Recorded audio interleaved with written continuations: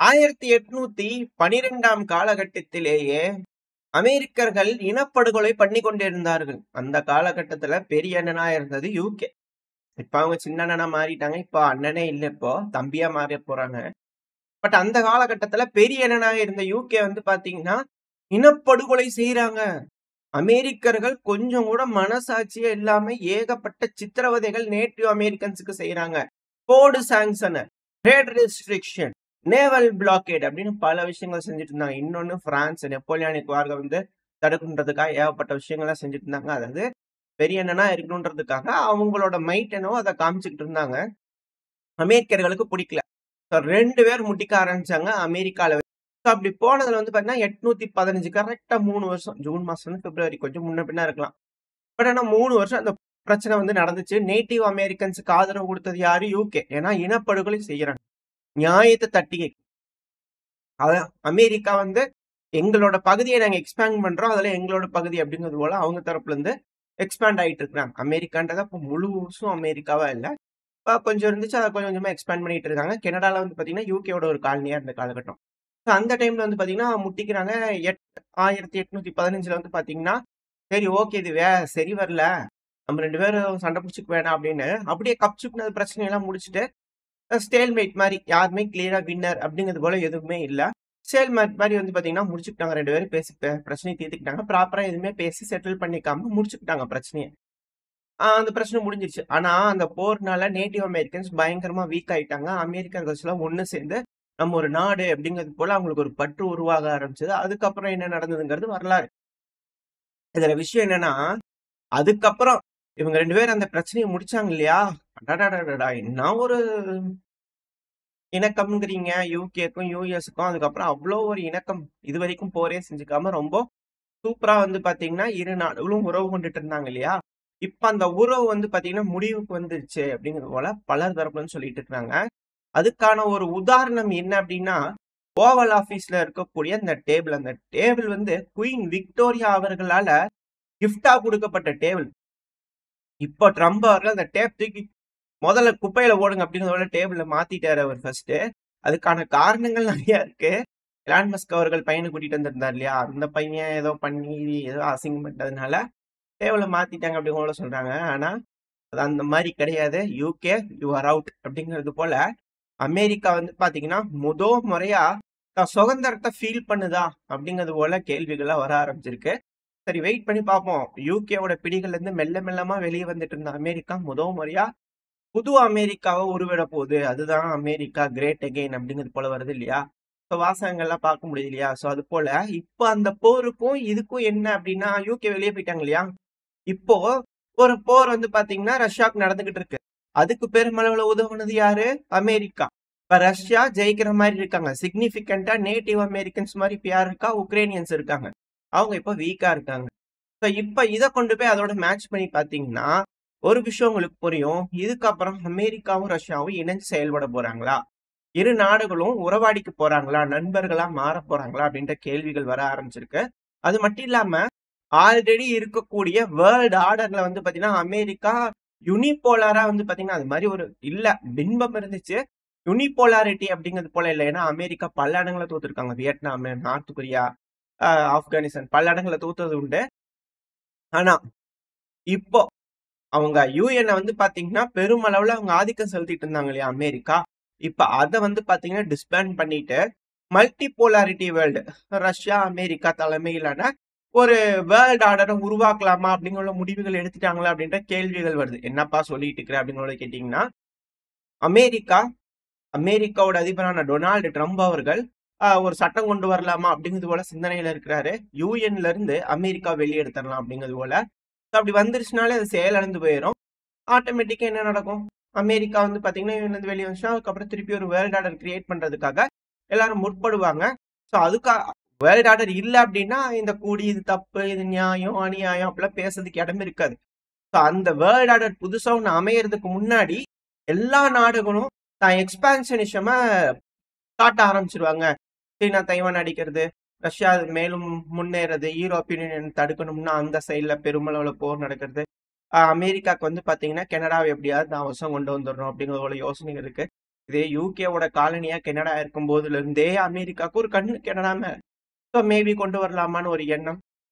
Maybe மெக்சிகோல சில பகுதிகள் எடுத்துக்கலாமான்னு ஒரு எண்ணம், இல்ல முழு மெக்சிகோவையும் எடுத்துக்கலாமான்னு ஒரு எண்ணம், இல்ல ரஷ்யா சோவியத் யூனியன் மாதிரி பெருசாக்கணுன்ற எண்ணம்.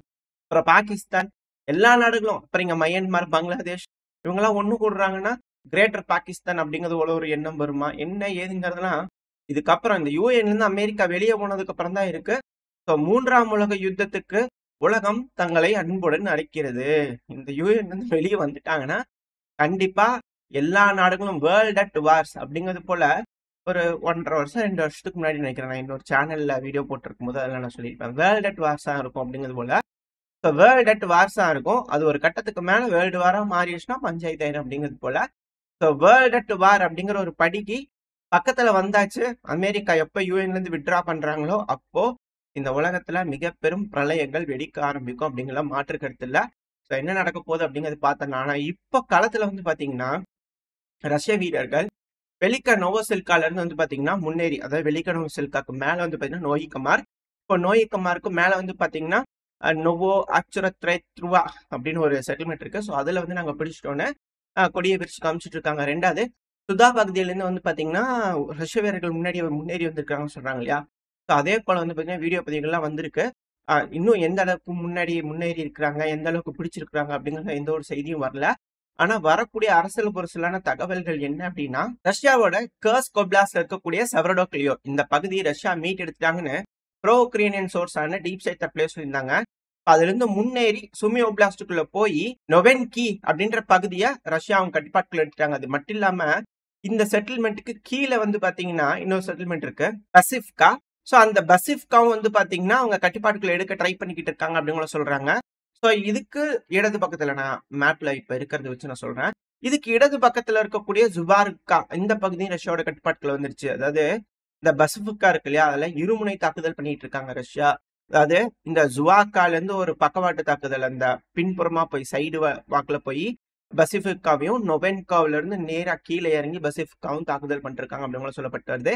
ஏன் இந்த பகுதியை ரஷ்யா பிடிக்கணும் அப்படின்னா, நேரா அதுக்கு கீழே தான் வந்து பாத்தீங்கன்னா நேரா அதுக்கு தொலைவுல ஒரு 2-3 கிலோமீட்டர் தொலைவுல தான் வந்து பாத்தீங்கன்னா மெயின் ரோடு இருக்கு. ஸோ இந்த ரோட்டை பயன்படுத்தி தான் உக்ரைனோட வீரர்கள் பெருமளவுல கர்ஸ்க் ஒப்லாஸ்டுக்குள்ள ஆயுதங்களை கொண்டு போறாங்க. ஸோ இது கட் ஆயிடுச்சு அப்படின்னா உள்ள இருக்கக்கூடிய உக்ரைனோட வீரர்களை கட்டி பிடிச்சிட்ட மாதிரி தான். அதுக்கப்புறம் அவங்க வெளியே வர முடியாது, கியாமியான்னு கத்துனாலும் ஒன்றும் பண்ண முடியாது. இதை பிரேக் பண்ணி ஆகணும் உக்ரைனோட வீரர்கள். இதை பிரேக் பண்றதுக்கு ரஷ்யா வந்து பார்த்தீங்கன்னா பேரலா இன்னொரு சைடு அஃபென்சிவ் ஆபரேஷன் எடுத்துட்டு இருக்காங்க. அதாவது இந்த குயோவோ அந்த சைடுல இருந்து அஃபென்சிவ் ஆபரேஷன் எடுத்துட்டு இருக்காங்க. ஸோ களத்தை பொறுத்த வரைக்கும் பெருமளவுல ரஷ்ய தரப்புல இருந்து ஒரு அஃபென்சிவ் ஆபரேஷனுக்கு தயாராயிட்டாங்க அப்படிங்கிறது மட்டும் புரிஞ்சுக்க முடியுது. ஆனா இந்த இக்கட்டான சூழ்நிலையில அமெரிக்காவோட ஆயுதங்கள் இருக்கு இல்லையா, அது கொடுக்கறத நிறுத்திட்டாங்க அப்படிங்கிறது போல உக்ரைனோட டிஃபென்ஸ் கமிட்டி மெம்பரான ரோமன் அவர்கள் வந்து பாத்தீங்கன்னா ஸ்டேட்மெண்ட்ஸ் வந்திருக்கு. இதுவரை அமெரிக்கா கொடுத்துட்டு இருந்தாங்க, எல்லாத்தையும் ஸ்டாப் பண்ணிட்டாங்க, மிலிட்டரி எய்டு ஃபுல்லா ஆயுதங்கள்லாம் வரல ஒண்ணுமே அப்படிங்கிற அவர் தரப்புன்னு சொல்லிக்கிறாங்க. இந்த சமயத்துல ஜெலன்ஸ்கி அவர்கள் வந்து பாத்தீங்கன்னா உக்ரைனுக்கு வந்திருக்கிறார் இல்லையா. ஸோ அந்த இடத்துல வந்து கெலாக் அவர்களை பார்த்து பேசிக்கிறாரு. லாஸ்டிங் பீஸ் இருக்கு இல்லையா, ஜஸ்ட் லாஸ்டிங் பீஸ், சாரி அதான் பிராண்ட் மாற்றி சொல்லிட்டேன், பிராண்டியை மறந்துட்டேன் பாருங்க நான். ஸோ ஜஸ்ட் லாஸ்டிங் பீஸுக்கு அந்த பிராண்டுக்கு கீழே வந்து பாத்தீங்கன்னா எப்படி பண்ணு ஏது பண்ணும் அப்படிங்கிற விஷயங்கள் இருக்கு. புதுசா ஒரு செட் ஆஃப் வந்து டாக்குமெண்ட்ஸ் வந்து பாத்தீங்கன்னா கொண்டு வந்திருக்கிறார் கெலாக் அவர்கள். அது கையெழுத்திடப்படுமா அப்படிங்கிற போல எதிர்பார்ப்புகள் இருக்கு. மோஸ்ட் லைக்லி ரிஜெக்ட் பண்ணிட்டாரு அப்படிங்கிற போல செய்திகள் வருது. வெயிட் பண்ணி பாப்போம் ரிஜெக்ட் பண்ணிட்டாரா என்னன்னு. ஏன்னா இது போல ஒரு ஆஃபர் வந்து உங்க லைஃப்ல நீங்க கேட்டிருப்பீங்களா அப்படிங்கிற யோசிச்சு பாருங்க. அது மினரல்ல 50%, அதுல 50% வந்து பாத்தீங்கன்னா வரக்கூடிய வருமானத்துல அமெரிக்காக்கு போயிடும். உக்ரைன்ல இருக்கக்கூடிய போர்ட் ஃபெசிலிட்டி அதுல இருந்து வரக்கூடிய வருமானத்துல 50% போயிடும். அது போக இன்ஃப்ராஸ்ட்ரக்சர்ல இருந்து வரக்கூடிய வருமானம், இப்ப கேஸ் ஸ்டோரேஜ் இருக்குதுன்னு வச்சுக்கோங்களேன், கேஸ் அதிகமா ஸ்டோர் பண்ணி வச்சு, ஏன்னா இருக்கு உக்ரைன்ல வந்து கேஸ் ஸ்டோரேஜ் இருக்கு, அதிகமா ஸ்டோர் பண்ணி வச்சுக்குவாங்க. இன்கேஸ் யூரோப்பியன் யூனியனுக்கு தேவை அப்படின்னா அதுல இருந்து கேஸ் எடுத்துக்குவாங்க. யூரோப்பியன் யூனியன் அதுக்கு வந்து பணம் கொடுத்துருப்பாங்க, எங்க கேஸ் இங்க ஸ்டோர் பண்ணி வச்சுக்கிறோம் அப்படிங்கிறது போல. ஏன் அதெல்லாம் அவங்க நாட்டுல வச்சுக்க மாட்டாங்கன்னா, அவங்க நாடு வந்து ரொம்ப சிறுசா இருக்குல்ல, யூரோப்பியன் யூனியன்ங்கிறது இடம் கம்மியா இருக்கு, அதிகமான பாப்புலேஷன் இருக்கனால இது போல ஸ்டோரேஜ்லாம் வந்து பாத்தீங்கன்னா பெருமளவுல பப்ளிக் இல்லாத இடத்துல வைக்கணும். வெடிச்சதுன்னு வச்சுங்க அவ்வளவுதான், சொல்லி முடிஞ்சு. ஸோ அந்த காரணத்தினால கொஞ்சம் தள்ளி வைக்கிறதுக்கான வேலைகள் ஈடுபடுவாங்க. ரெண்டாவது குளிரா இருக்கக்கூடிய சீதோஷ்ண நிலை அதெல்லாம் பார்த்து வந்து பண்ணுவாங்க. ஸோ அது வந்து உக்ரைன்ல சில பல இடங்கள்ல இருக்கு. ஸோ இப்போ அது போல பண்றாங்க அப்படின்னா, யூஸ் பண்றாங்க அப்படின்னா அதுலயும் 50% ஷேர் வந்து பாத்தீங்கன்னா அமெரிக்கா கொடுத்துடணும். இப்ப கரண்ட் நியூக்ளியர் அணு உலை இருக்கு. அதுல இருந்து கரண்ட் எடுத்து வியாபாரம் பண்றாங்கன்னா 50% கொடுத்துடணும். இப்ப எப்படிங்க ஒரு ஆண் பிறந்தாங்க, ஒரு பெண் பெருக்குறாங்க அப்படின்னா அதுல 50% உரிமையை கொடுத்துடணுமா அமெரிக்காவுக்கு அப்படின்றது போல கேள்விகளை வர ஆரம்பிச்சிருக்கு. என்ன ஏன்னு தெரியல. அது அடிக்கலாம். முழு மொட்டை குடுக்கணும் இல்லையா? பழனிக்கு குடுக்குற மாரி குடுக்கணும் அப்படிங்கிறத நினைக்கிறாங்களா என்னமோ தெரியல. இது போல ஒரு அக்ரிமெண்ட் வந்து பாத்தீங்கன்னா யாராவது கையெழுத்திடுவாங்களா அப்படிங்கிறது போல தெரியல. போட்டாங்க அப்படின்னா அவர் அவ்வளவுதான் முடிஞ்சாரு. சோலி முடிஞ்சு. வெயிட் பண்ணி பார்ப்போம் ஜெலன்ஸ்கி அவர்கள் என்ன மாதிரியான முடிவுகள் எடுக்க போறாங்கன்னு. பாஸ்ட் ஜெலன்ஸ்கி அவர்களை எல்லாம் நாடிலாம் போயிருவீங்க அப்படிங்கிற மிரட்டுறாங்க. இதுக்கெல்லாம் பயந்து சைன் போட்டுருவாரா இல்ல எப்படி அப்படிங்கிற கேள்விகள் இருக்கு. சரி ஓகே.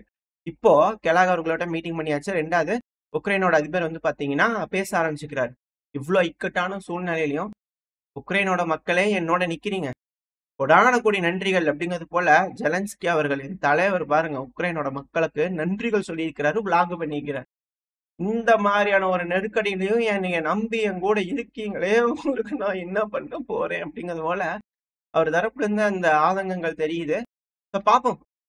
மேற்குலக நாடுகள் இதுக்கு மேல உக்ரைனை தாங்க கையில் எடுத்து உக்ரைனுக்காக போராடுவாங்க அப்படிங்கிற மாற்று கருத்து இல்ல. இதுக்கு அமெரிக்கா துணை நிற்பாங்களா? காசு கொடுத்தா ஆயுதம் வாங்கிக்கலாம் அவ்வளவுதான் அப்படிங்கிறது போல அமெரிக்காவோட ட்ரம்ப் அவர்கள் இருக்கிறாரு. நம்மளுக்கு பணம் வந்தா போதுன்ட்டு எப்படி ரஷ்யாவுக்கு விற்பீங்களா நீங்க ஆயுதங்களா அப்படிங்கிற ஒரு கேள்வி வருது. வெயிட் பண்ணி பார்ப்போம். இதே அமெரிக்காவோட ஆயுதங்கள்லாம் இங்க வரல, ஸ்டாப் ஆயிடுச்சு. ஆனா உக்ரைனுக்கு ஏடிகள் யூரோப்பியன் யூனியன் தராங்க இல்லையா? அன்சைன் நம்ம கிம் ஜாங் அவர்கள் தலைவரை பொட்டில ஏத்தியாச்சு. பூரா எம்எல்ஆர்எஸ் வந்து எல்லாம் பொட்டில ஏத்தி அனுப்பிட்டேன் தலைவரை. மார்ச் மாசம் இறுதிக்குள்ள களத்தில் இல்லைன்னா என்னன்னு கேளுங்க, ஒட்டி வந்துட்டு இருக்குது எடுத்துக்கங்க அப்படிங்கிறதோட அவர் தரப்பு வந்து ஒரு மிலிட்டரி எய்டு வந்து பாத்தீங்கன்னா ரஷ்யாவுக்கு அவர் தரப்பு வந்து அனுப்பிட்டு இருக்காங்க. அது போல இப்ப ரஷ்யாவோட அலைஸ் வந்து பாத்தீங்கன்னா மிக பெருமளவு ரெடி ஆயிட்டு இருக்காங்க. கூட ரஷ்யா வந்து பாத்தீங்கன்னா மிக பெருமளவு ரெடி ஆயிட்டு இருக்காங்க. அதிகமான ஆயுத உற்பத்தியில இறங்கி இருக்கிறாங்க அப்படிங்கிற செய்திகள் இருக்கு. இது எல்லாத்தையும் அடுத்த பேர்ல தெளிவா பார்க்கலாம். ஸோ ஓரளவுக்கு தகவல்கள் இந்த பதிவில் பார்த்துருப்போம்னு நினைக்கிறேன். இதோட இந்த பதிவை நான் முடிச்சுக்கலாம். இந்த பதிவு எப்படி இருந்துச்சு உங்களுக்கு பிடிச்சிருக்கா? பிடிச்சா லைக் பண்ணிட்டு உங்க ஃப்ரெண்ட்ஸ் அண்ட் ஃபேமிலியோட ஷேர் பண்ணிக்கோங்க. அது கூட மறக்காம இந்த பதிவு பத்தி உங்களோட கருத்துக்களை கமெண்ட் செக்ஷன்ல சொல்லுங்க. இந்த பதிவு நல்லா இருக்கும் நம்பிக்கை அடுத்த பேர் உங்களை சந்திக்கிறேன். அது வரைக்கும் ஸ்டே சேஃப். பை.